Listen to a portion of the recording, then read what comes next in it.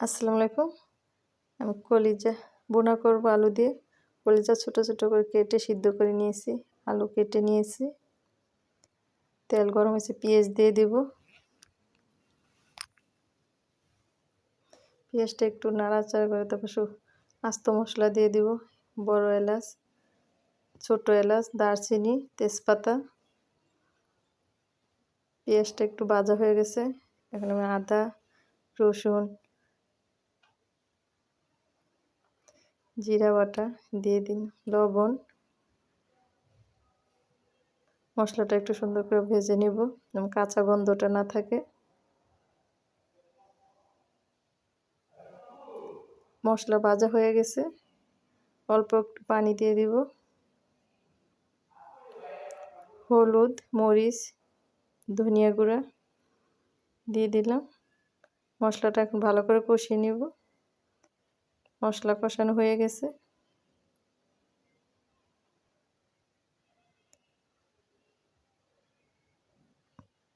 এখন কলিজাগুলো দিয়ে দিব।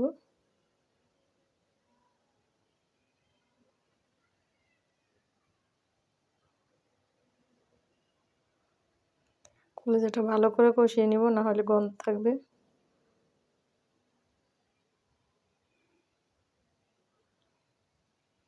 পানি দিয়ে দিব একটু কষানোর জন্য।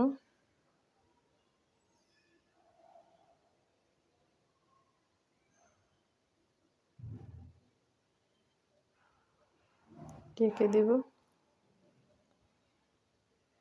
ঢাকনা খুলে একটু নাড়াচাড়া করে দেব।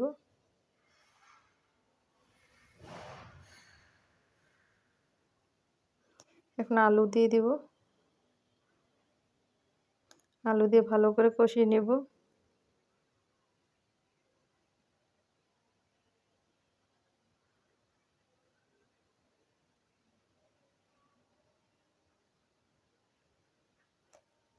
একটু নাড়াচাড়া করে দেব, নেড়ে দেব যেমন আলু মশলা সবগুলো একসাথে মিশে যায়। পেঁয়াজ কিউব দিয়ে দেব।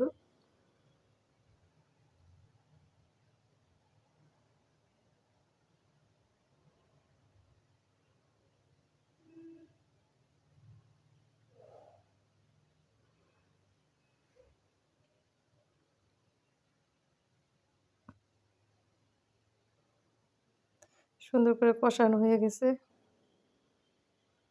আলু কলিজা সব সুন্দর করে সিদ্ধ হয়ে গেছে।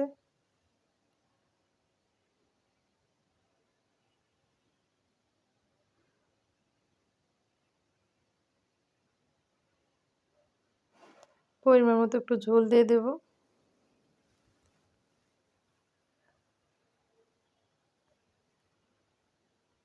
একটু মাখা মাখা ঝোল করবো, একটু বেশি ঝোল দেব পরোটা বা রুটি দিয়ে খাওয়ার জন্য।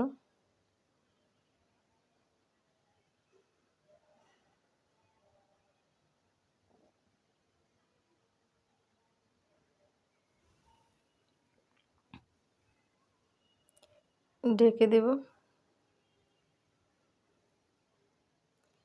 ঢাকনা উঠিয়ে নেড়ে দেখে নেব হয়েছে কিনা। হয়ে গেছে। এখন আমি জিরার গুঁড়া, গরম মশলার গুঁড়া দিয়ে দেব। যে ডিম আছে রেখে দেব। জিরা গুঁড়া দিয়ে দিলাম।